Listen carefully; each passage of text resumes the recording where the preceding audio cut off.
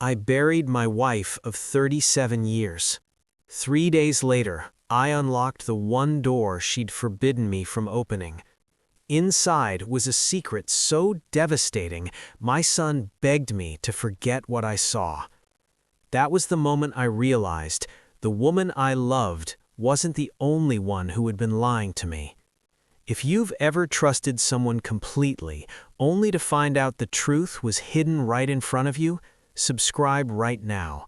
Like this video, because this story isn't just about betrayal, it's about justice that waited nearly 4 decades to be served. Let's begin. The church smelled like lilies and old wood. Brenda loved lilies. She planted them every spring, right along the fence line. Now they were stacked on top of her casket like an apology that came too late. I stood there numb, hands folded, staring at the grain of the coffin as if it might suddenly explain how 37 years could end in silence. People said the usual things. She was wonderful. You were lucky to have her. She's at peace now. I nodded, smiled when expected, but my chest felt hollow, like someone had scooped everything out and forgotten to put it back. Then I saw Dennis. My son sat in the back row, suit sharp, posture rigid.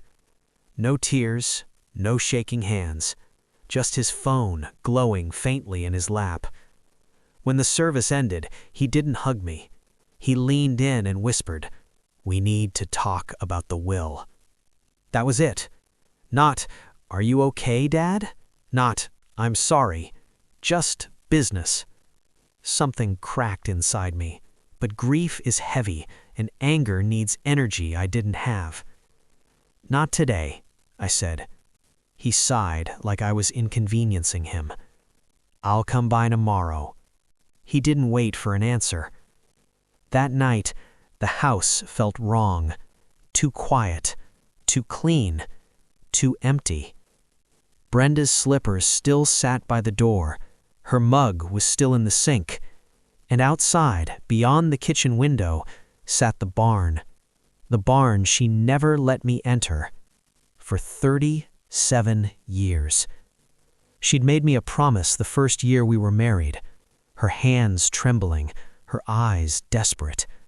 "Please, Paul, never go in there. Promise me." I didn't ask why. I loved her.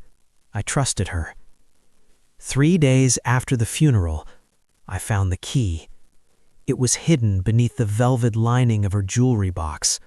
Cold, brass, deliberate. Attached was a folded note. 2 words. "Forgive me." My stomach tightened. I didn't cry. I didn't breathe. I just stared out the window at the barn. The lock clicked louder than it should have. The door groaned open, dust swirling like it had been disturbed from a long sleep. At first, it looked exactly like she said. Old tools, broken pots, rusted junk. Then I saw the desk. Clean, intentional, out of place. The drawer was locked. The key fit perfectly. Inside was a journal and a wooden box. The journal began with my name. "Paul, if you're reading this, I'm gone, and I'm sorry." My hands started shaking when I saw the next sentence. "You need to know about Brian." I didn't recognize the name, but as I kept reading, my entire life began to rearrange itself. Brenda had been 18, pregnant, terrified. Her parents gave her 2 options: give up the baby or leave forever. She chose to adopt. She named him Brian, and then she never let him go. She hired a private investigator, tracked his schools, his jobs, his addresses, every birthday, every move, every photograph. For 40 years. The last entry was written weeks before she died. "He thinks no one wanted him. I was too afraid to tell you. Please, Paul, find him." I sat on the dirt floor until my legs went numb. Then I cried, for the first time since the funeral. The next morning, Dennis showed up, too early, too eager. "About the estate," he said, already walking inside. I watched him glance towards the barn, too quickly. "You ever go in there?" I asked casually. His shoulders stiffened. "No, why would I?" That was my answer. I didn't tell Dennis where I was going.